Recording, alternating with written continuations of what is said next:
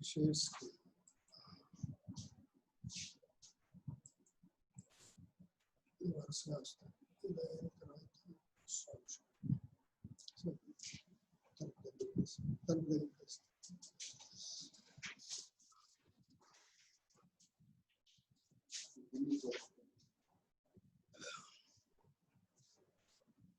Yes.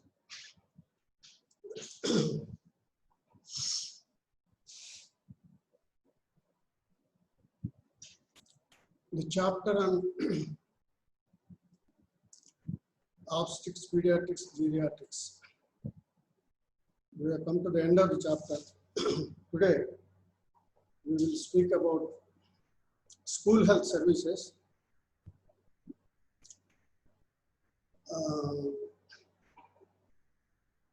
It is an important topic.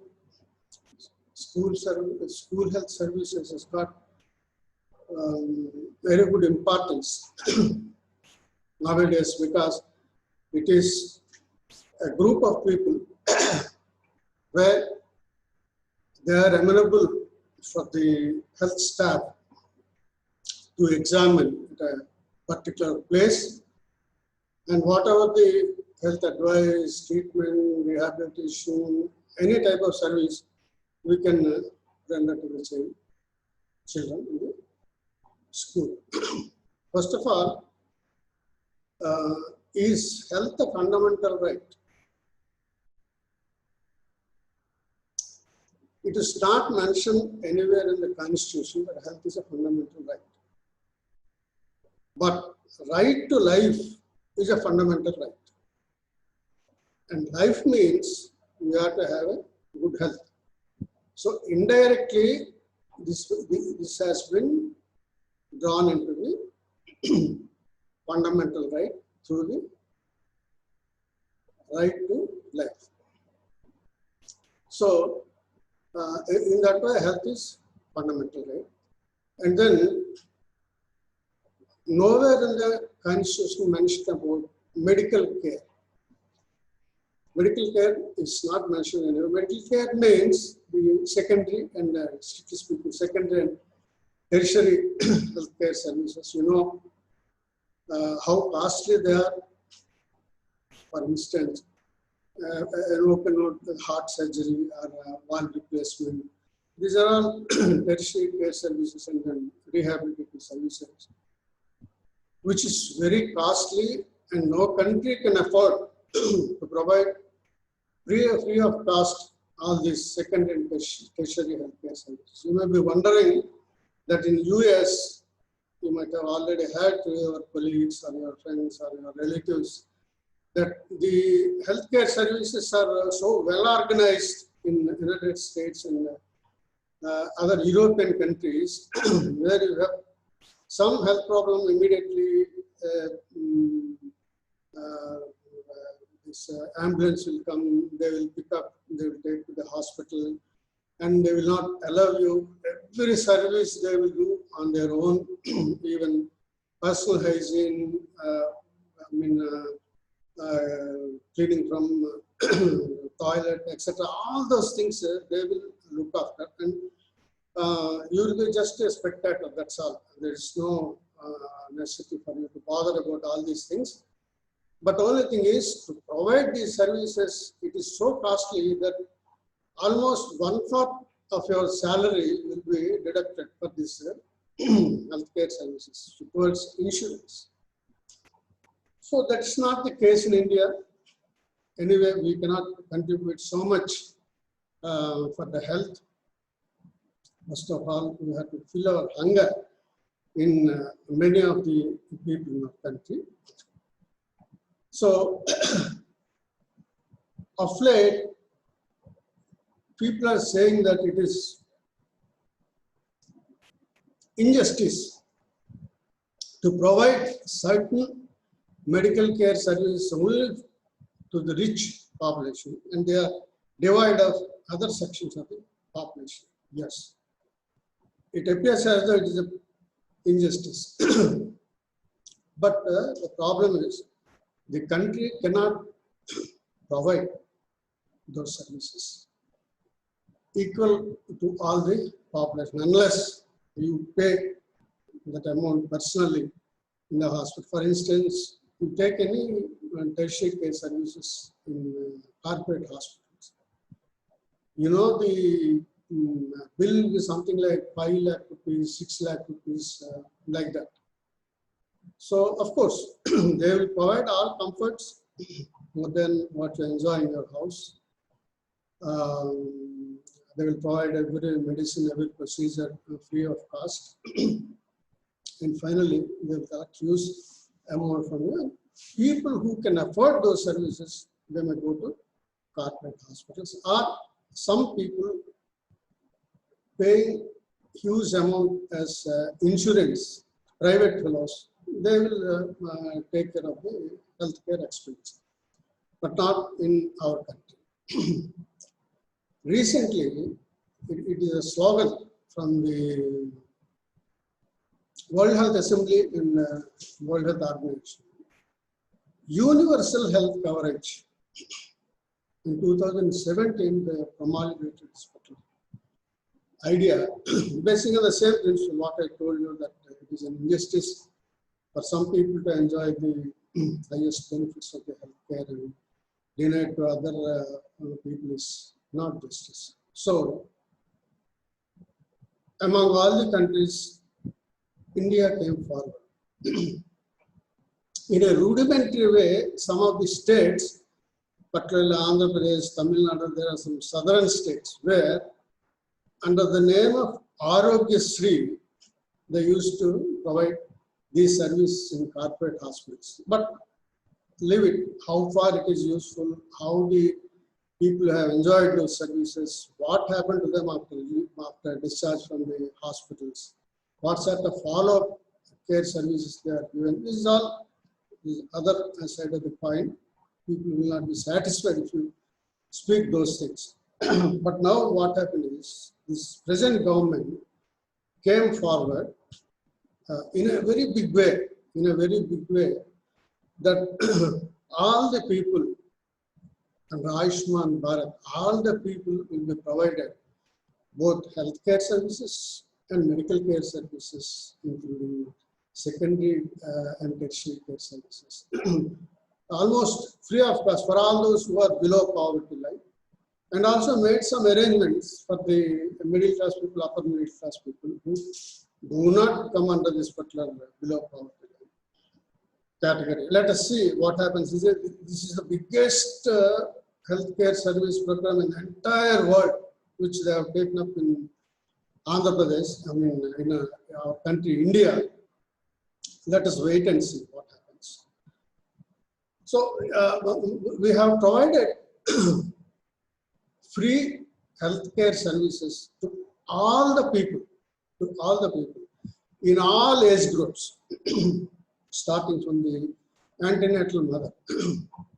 You see, we have divided the population into various groups so that each group we can easily approach them, and whatever the services necessary for those people can easily be targeted and delivered directly to the beneficiary. For instance, maternity and child health. See, mother and children, this is a one group which consists about 70% of the population. If you take care of this particular population, more than half of the people will be protected and health services will be delivered to them.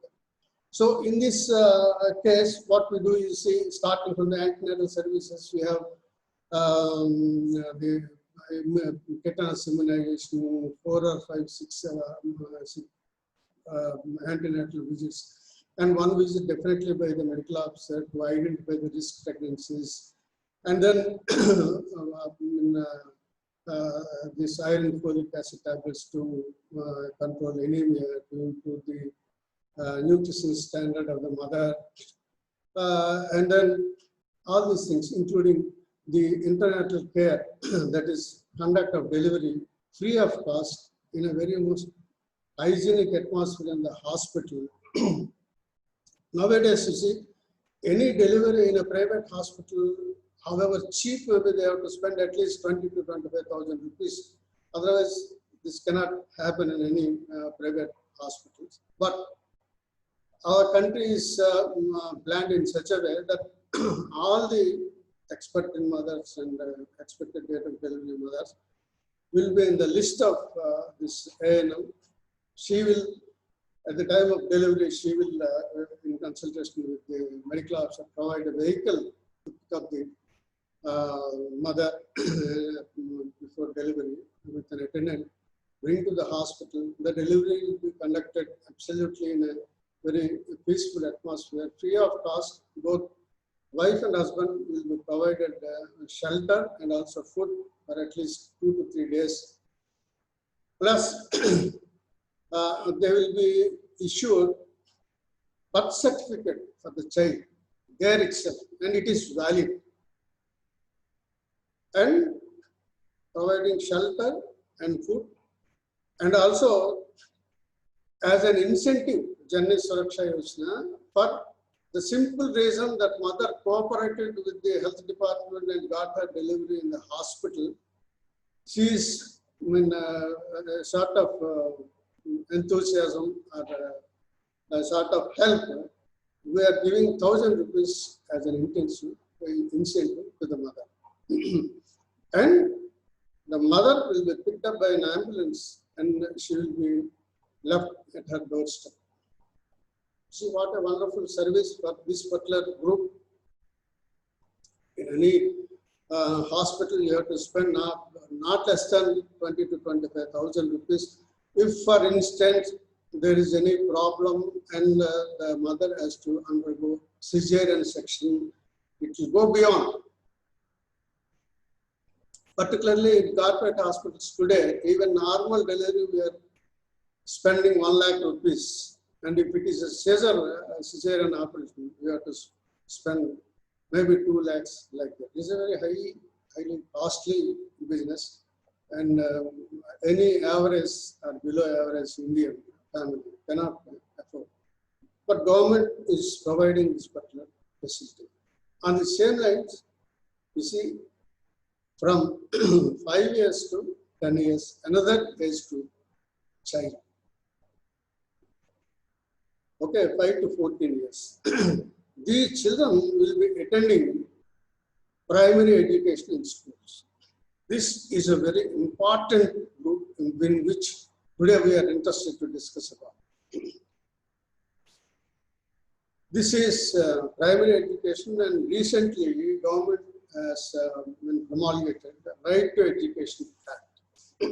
Right to Education Act.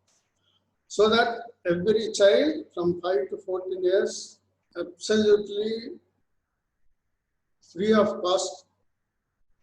There are no fees. Books will be supplied free of cost. And sometimes they will provide midday meal. And many sort of health related activities free of cost. You see, and they will provide for infections, usually worm infestation. Once in a year, they will treat with albendazole tablets, and then iron folic acid tablets for anemia. There are some congenital malformations like hairy tuft, they will be free of cost. So all these are 5 to 10 years children age group. We call it child age group. And this particular group is very important in health point of view. But what happens is, the crux of the problem here is there are child dropouts. Child dropouts. We will come to it later. Then the next age group is adolescent age group, around 18 years. We have a program called Kishore Bal Swasthya Karyagram, because this particular age group, because of the release of hormones, estrogens, there is a lot of disturbance in the adolescents. They want to know about the sex, they want to know about the sexual disease, particularly AIDS, HIV, and other communicable diseases. They will have a lot of information, whom to marry, what is education about the sex, all these things will be there in their mind. They will go unnecessarily go to the people who have no knowledge in this, they will unnecessarily misguide them. So for which we are conducting counseling type of services in the PHs and community health centers, where the child will be given counseling services. They will clear all the doubts regarding the sex, marriage, and all these things. That is one group. After this, you have a target couple group. Target couple group means the married couple. In the earlier stage, the married couple, they need certain services like they have to postpone the pregnancy, they have to space the deliveries, and then other things about small family and about various contraceptive methods. They need some knowledge. And then they also need some clarifications on the sex, etc., for which our paramedical staff is specially provided for them to provide whatever the necessities like the oral pills or neuro or some other health-related education, counseling, etc., for that particular group. After that, we have family planning services. You see, you have vasectomy, you have tubectomy.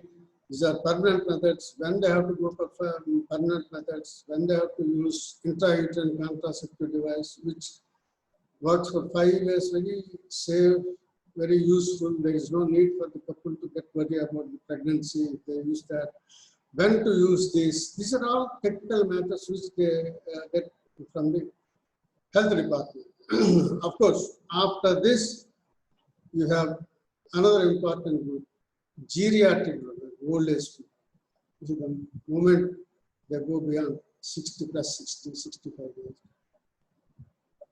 they have separate the particular problems for the age, that is arthritis and then other chronic communicable diseases, non-communicable diseases.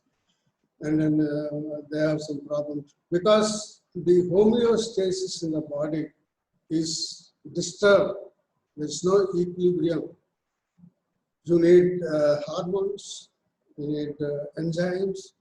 So all these things keep the body in harmony with homeostasis.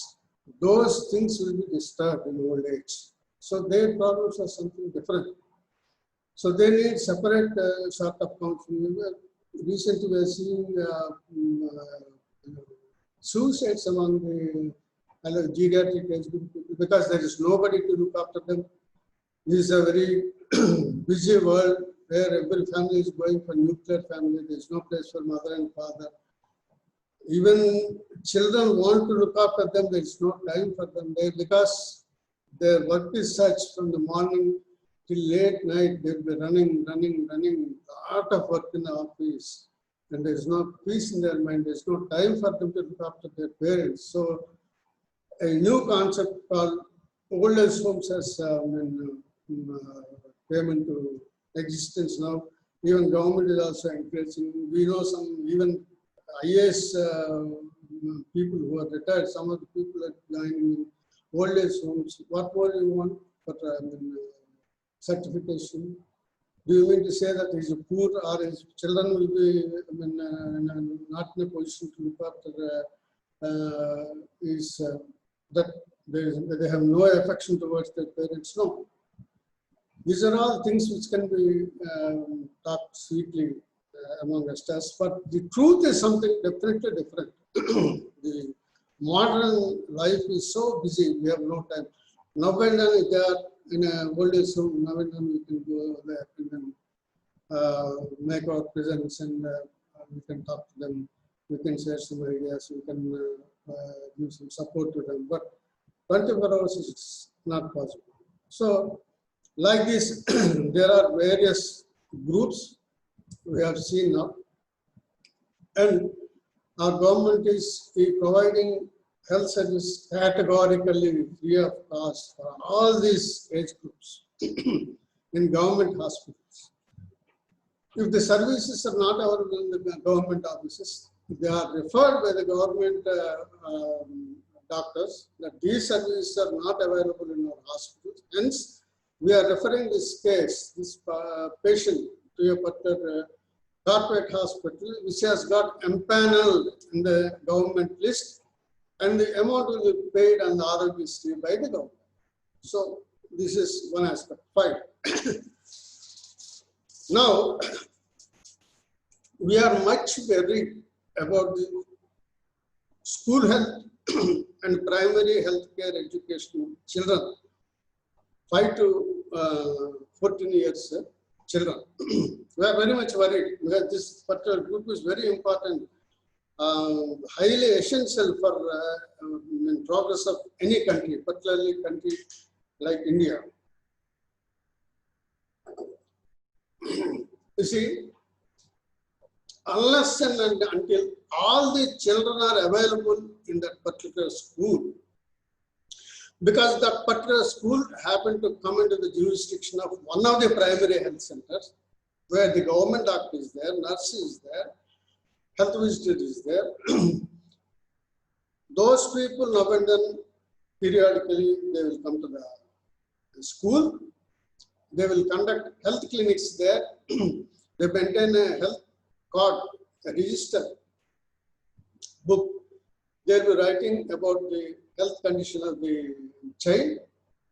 If there are any referral services needed, the child will be referred to the particular specialty. For instance, there is a problem in the eye, in the sense they are not able to read part of things which are written on the board by the teacher. They are not able to identify and read. That's one of the greatest problems. The child does not know where to go and where to be approached. And he doesn't know what is happening. His scholastic performance will be coming down, down, down, down. So what is the reason? The reason is he is not able to read the things on the blackboard. It's a very simple problem where if you can conduct refractory examination and then provide lenses, it will be first class. So like that, there are some of the things which can be looked after in the school as a group. There shall not be any dropouts. If you see one child is dropped out from the school and staying in the house, it is not possible for the health staff, for this particular student to go to their house and examine. It is not at all possible. Why there should be school dropouts at all? What is the reason? See, in a very great sense, we say that primary health education, the fundamental right, it is the responsibility of the government. A child from 5 to 14 years shall be seen only in the school, not on the road, not on the street, not in the cultivation fields, not in a hotel. Nowhere. He has to be in the school. Right. It sounds very good. But in villages, the dropouts are more. The reason being poverty and lack of employment. These two are the main causes for school dropouts. You may wonder what lack of employment to do with the child education. Yes. Usually in rural areas, the parents will be suffering from chronic diseases like tuberculosis or chronic obstructive pulmonary disease, because they use firewood for cooking. They will inhale a lot of smoke. They will inhale a lot of smoke. So they are subjected to chronic obstructive pulmonary disease. So they are bedridden. So what happens is the male children in the house, they will go to cultivation field because there is nobody to earn money in the house. So they will go to cultivation fields. There they work, though not on par with the adult wage, they will get some wage. maybe 5 rupees, 10 rupees, or 15 rupees, whatever is the depending upon the daily wage rate. And girl children will be assisting the mother for cooking. So children are dropped from the primary education, that is primary school. Say for instance, if a Vidya volunteer came to the house, why these children are absent? Perhaps she may find them in the cultivation field. It comes under child labor. You see, child labor is punishable. Under the Act, child labor is punishable. Whom to punish? You have seen the children, they are working in the cultivation field. You have gone to them and asked them why you are working here. The child says, my mother is bedridden, my father is bedridden. There is nobody to look after the family. That's why I am working in the cultivation field. Who can book a case against the children or against the landlord? It's not possible. So for a long time, there was no answer for this.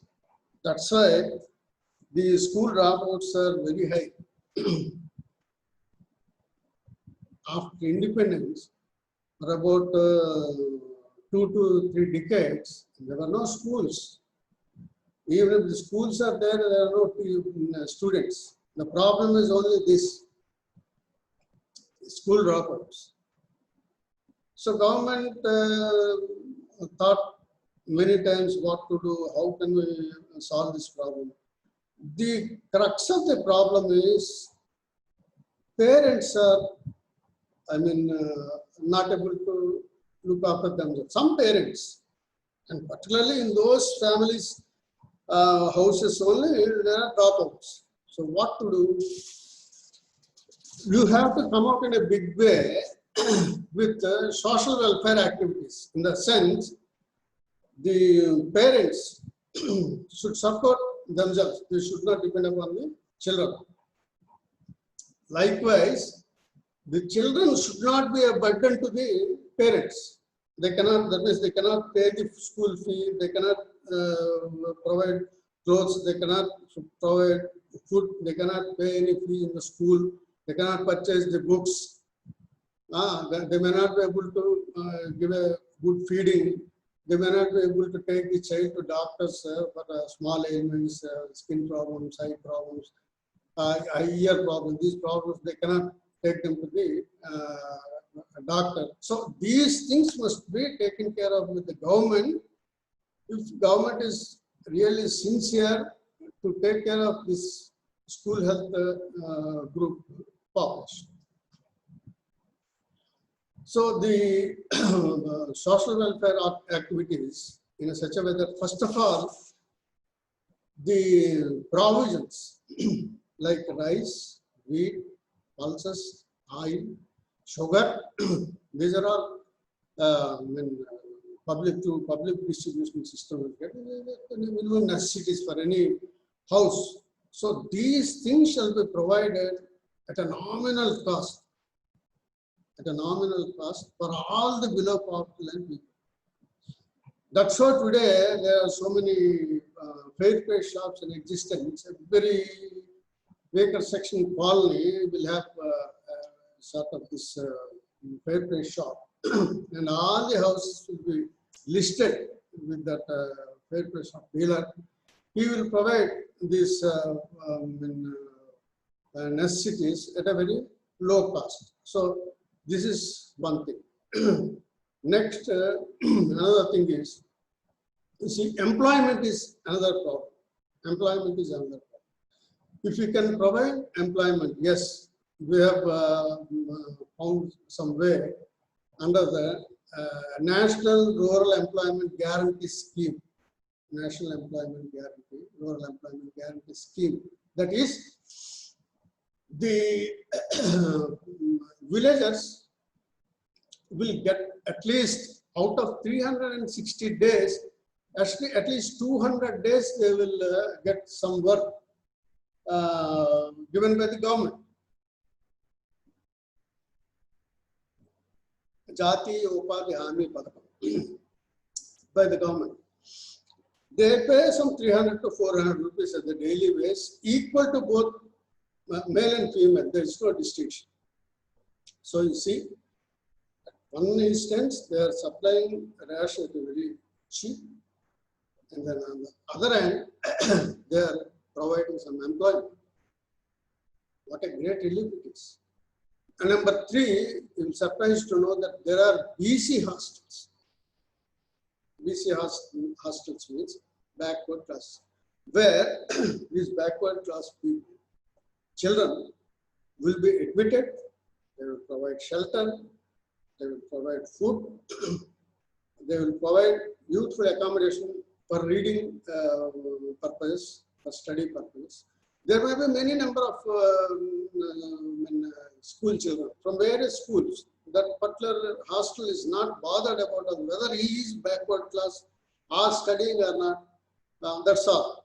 These things they will admit and they will provide all these things, and there will be a custodian for this particular BC welfare hostel who will look after the needs of the children and the necessities, all the necessities for the children. Particularly, if there is a health problem with the child, immediately that child will be taken to the government hospital and get necessary treatment. So what happened now?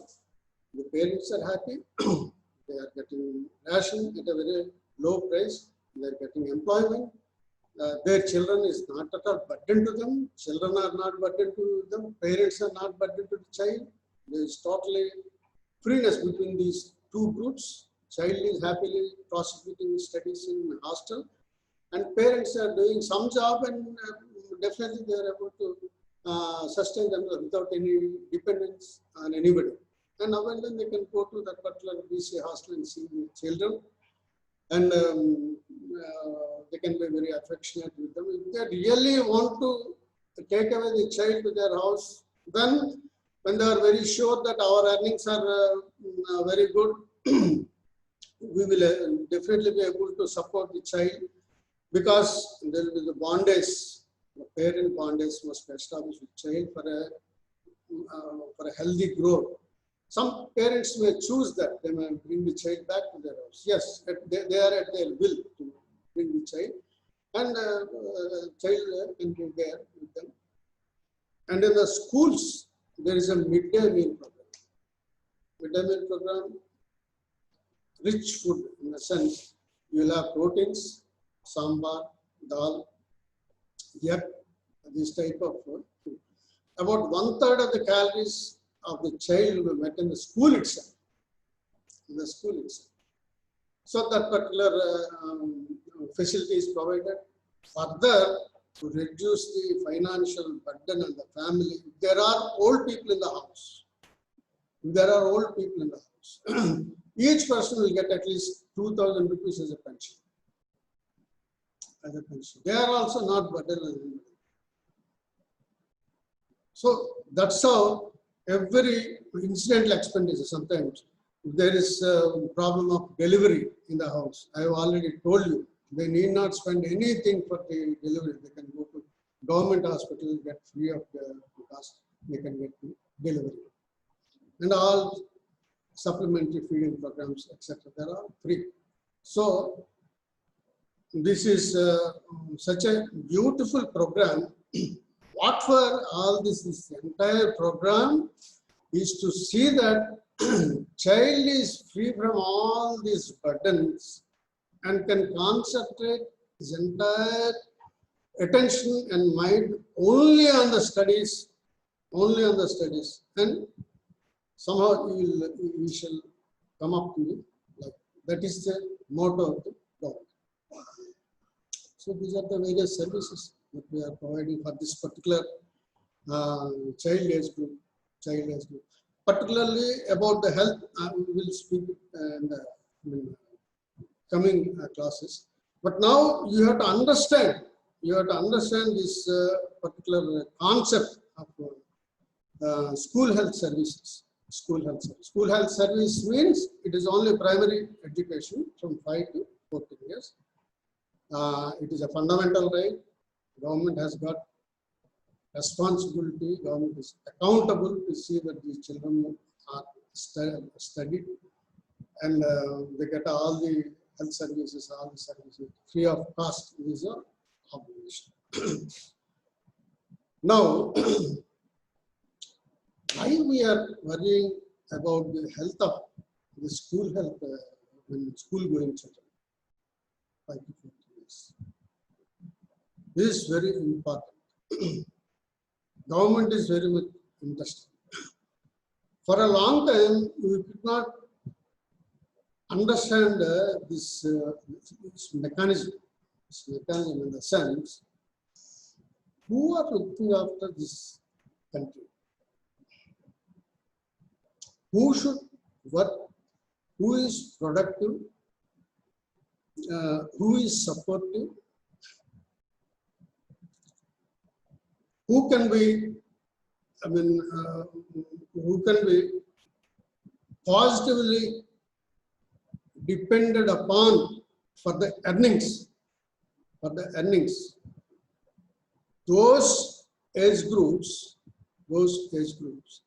that is productive age group, must be free from all diseases. They should have a reasonable health. They should be creative in the sense, either they can be professionals or highly skilled people, or sometimes they can be even ordinary skill-based, obtaining a training from such institutes as Industrial Training Institute and Polytechnic schools.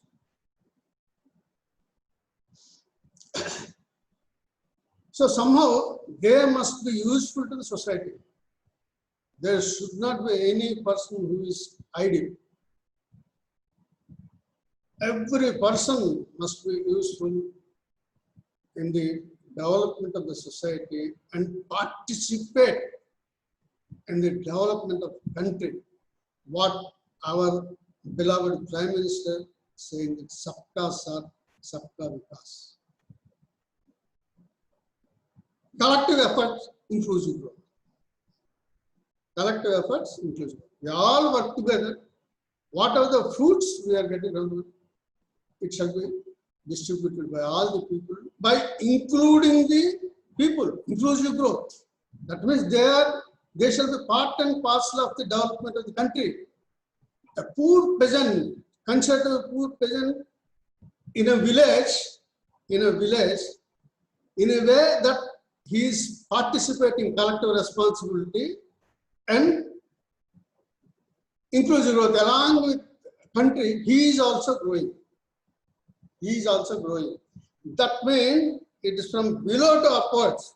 For a long time, we thought that only the highly qualified people like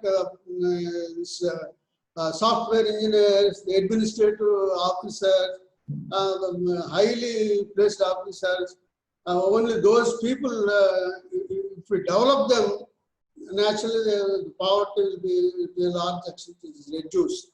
No, it is not that way.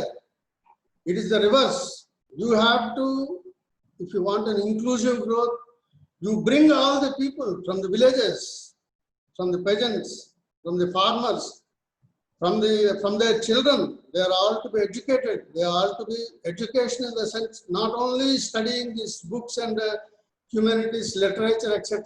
by becoming teachers. It is not the only study. You see, today there is a lot of construction activities going on in the entire world. You need plumbers, you need electricians, you need carpenters, you need many more other less skilled people. Today, if there is a problem in plumbing in the house, immediately you can just dial, you can contact somebody. He will come, know the problem and rectify it. Just for visiting the house is starting 500 rupees. Visiting 500 rupees. And other things, there are some parts that to be purchased. It is your botheration you have to purchase and you give them. he will repair the thing and he takes the charges. So like that, there's a lot of scope for the employment. That is what is inclusive growth. Those people also should become part and parcel of the development of the nation. That is what is called inclusive growth. Collective responsibility and inclusive. So these people are how they fully potential if they are healthy. If they are healthy. Healthy in the sense, if you take these school health services, school health primary education students as a group, as on today in our country, we have about 200 million children. 200 million children. You know, the total population, we have about 1,030 300 million or 130 crores population is there.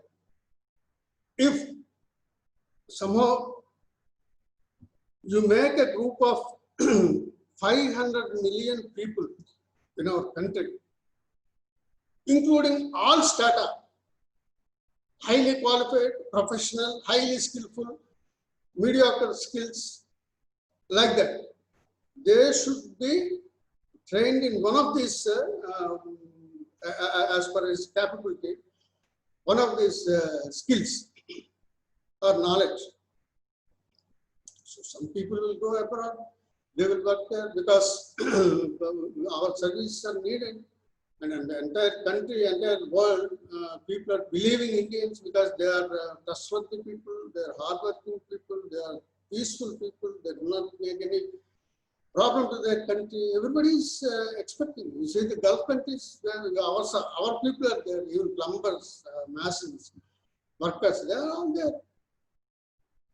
So on the same lines, we also need some qualified people.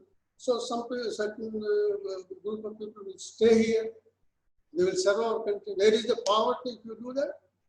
There is no question of any unemployment. There is no question of any unemployment. Only thing is, if you carefully see that this school health service, it has a double-pronged effect. It is not the only congregation of the children, but the important thing is maintenance of the health of the child. Maintenance of the health of the child. So that what happens is his full potential will be utilized for the studies and he will be unfolded to the extent possible, whatever his traits, genetic traits. So it will be useful for the society. So like that, if you maintain some 2 to 3 groups like that, I don't know whether you are well informed about this or not. Our India today, the average Indian age is 27 years and very energetic and they're all very young people. 27 years means what? They're knowledgeable, they've got strength, very active, and such people are actually necessary to look after the dependent people less than 14 years, more than 6 years. This is what is called demographic dividend, the dependency ratio. So if these productive people are working to their fullest extent, they will be able to not only able to look after themselves, but they will also take care of the dependent group. That is our idea, for which we need at least 400 to 500 million healthy, educated, skillful people for our country. How we can supply? If you are very careful about the children undergoing primary education in the schools, so as a batch, the entire children will go to secondary school secondary education. From the secondary education to the higher level. Maybe a doctor, maybe an engineer, maybe historian, maybe a humanities, maybe anything. You see, knowledge should be useful for the country. So that's why we are specially interested in this particular age.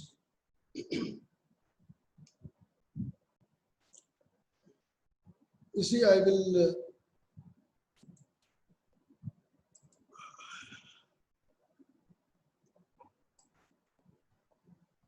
you see this child?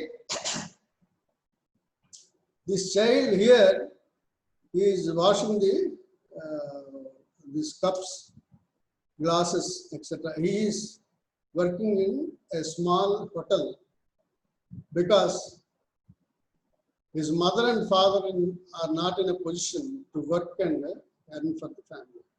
That's why he's a kind boy, having some concern towards his parents. He thought that I should earn something and take it to home so that they'll purchase some food grains and try to feed their parents. This one. You see the next one? Here, this child is working in what is this cultivation? The planting saplings in the cultivation field. So he is an adult. This child is also working. They may not give the same wages which they are offering to the adult, but they can give 1/4 of it, maybe 10 rupees, 15 rupees, or 20 rupees like that. The child take that money to the home in the evening, and they will utilize for their survival.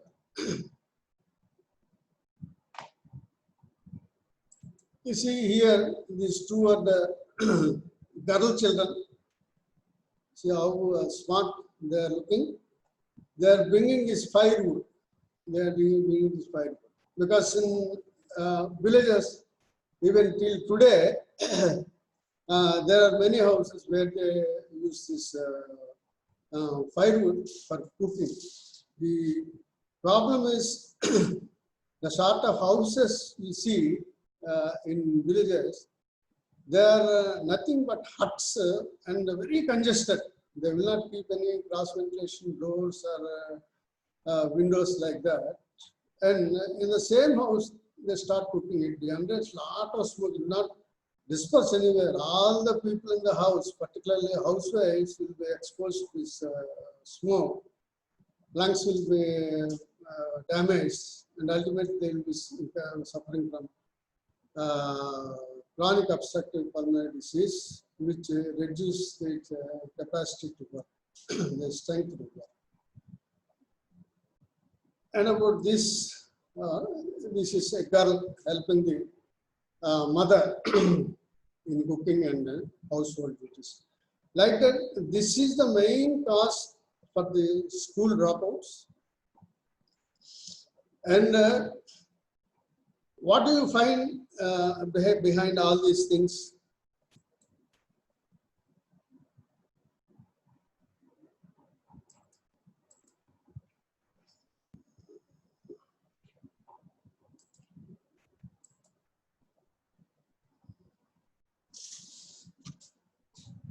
Sahu?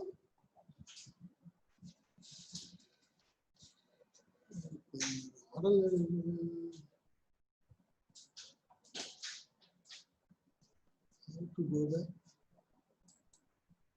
Yes.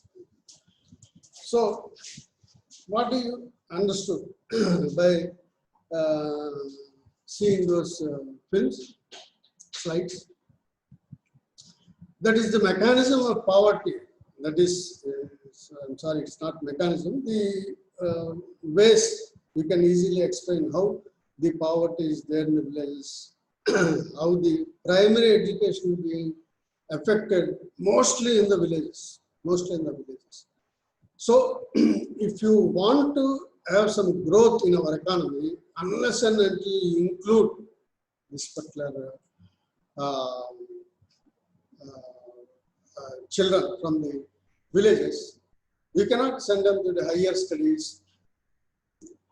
We cannot get professional studies from those children. Unless and until you include those children, and they should also come up in life, they should be highly professional. It's not difficult. See, because of lack of opportunity, they are not able to go. Even once they go to school, now and then we have been seeing in selection in administrative services, doctors who are getting some in the entrance examination, getting high ranking and all this from villages. Because today we are providing providing a platform for them to compete equally with us, and then they are showing their ability. Some of the best students. So this is how we can reduce the school dropouts, and meet our objective of producing productive, healthy youth,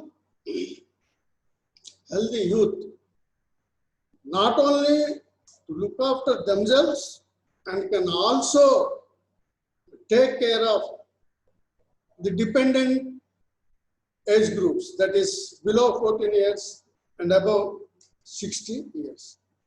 Above 60 years. You see, this present system of education, you know, this is British type of education. Earlier, we never had this type of education. Our education system was very simple. We were happily living without any difference between various religions, various castes. We are very happy. We were very happy. There is no question of any unemployment. We used to have Gurukula Vidyas in those days, where in Gurukula Vidya, the competent person who is teacher there used to teach them Vedas and some sort of training in warfare, and then astrologers, and then doctors, Ayurvedic doctors. So all these things were learned only from the Gurukula Vidya, who is that particular school was supported by the government. And the government, in a sense, in those days, the kings and jamindars, they used to support these people, and they used to do this education.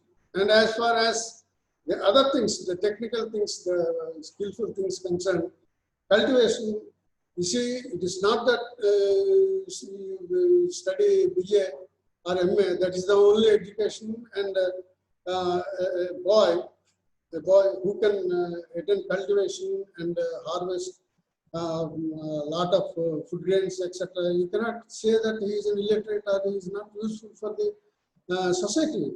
No, he may not be able to speak in English, but he is very expert, highly expertise in cultivation. And then he learned this particular technique or profession from his father. He has not gone anywhere. It's very easy. He is not put to any hardship. Just from the father, he has learned it. And you take, for instance, the iron smiths. You see, they will be supplying the implements for the farmers. Their children, they learn the tricks of the trade from their own father. They do not go anywhere. And then artisans, craftsmen, they used to make potters. You see, they are the vessels in those days. That's not a big thing. It was handed out from generations to generations without any effort from the parents. You take the weaving, such a wonderful craft. There's a wonderful craft. Nowhere we found in the entire world, even British themselves, they were surprised to see the sort of muslin they prepared the cloth in a fine way. They were so jealous of our weaving people. They destroyed all the weaving machines, magdas, we call them, and then mutilated their fingers. Cruel fellows, cruel fellows. Only to see that the entire country should purchase milk cloth from them. If you purchase cloth from the weavers, they cannot improve their business. That's why they destroyed entire this particular trade. So like that, they have totally destroyed our system of education. Our system of education. On the top of that, there was a gentleman called Lord Macaulay. Lord Macaulay. In 1846, he visited India.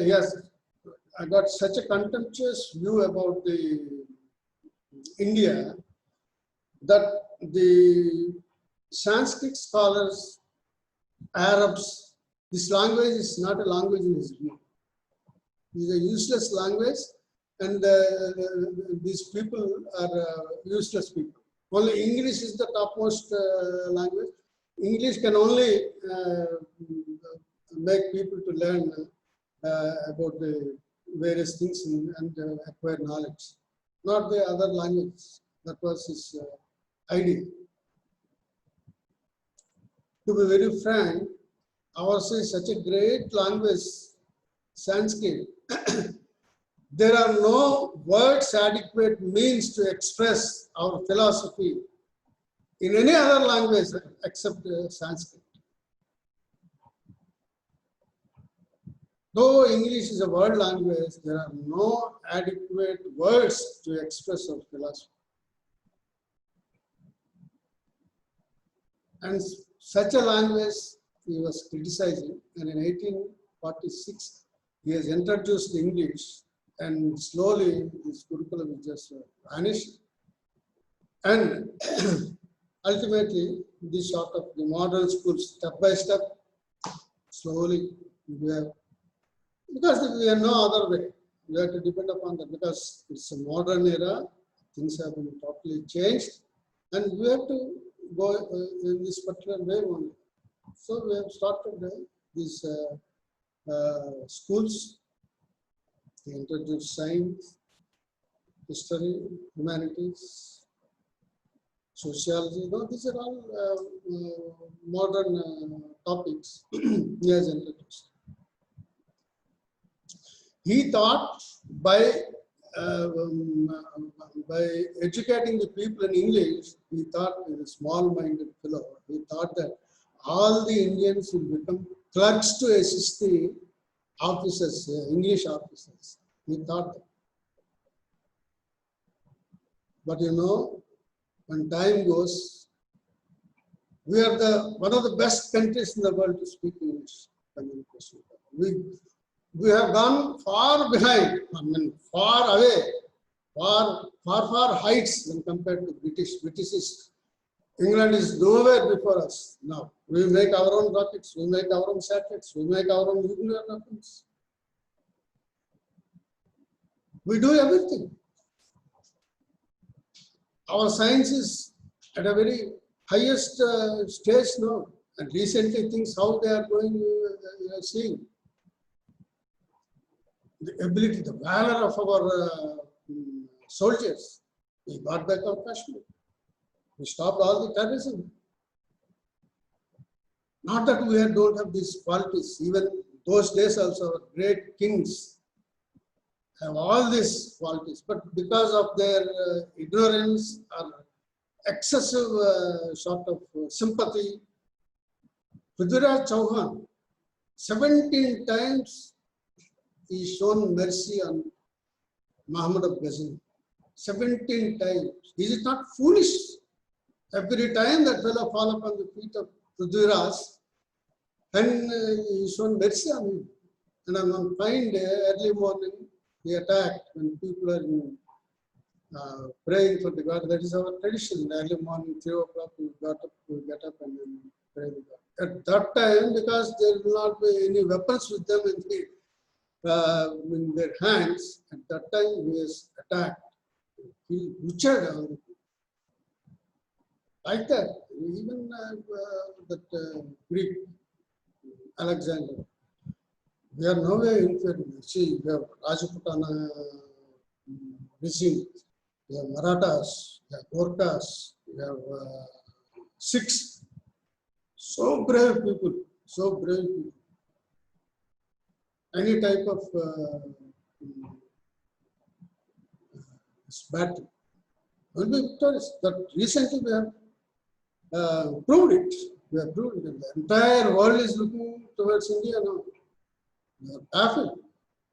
Today nobody can stop India because they learned their potentialities, what they have in their mind and in their self.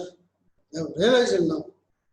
So, finally, this detailed school health service we will talk in the next class, but today we have to take it to heart that why these primary healthcare services are very important and they are the main basis for our youth, for our 500 million people who take care of our country, who take our country forward, who take our country as a superpower.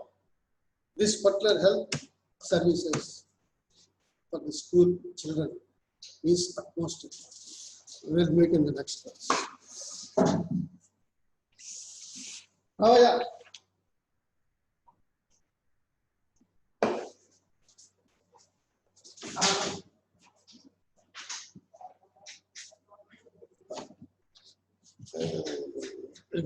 It is last.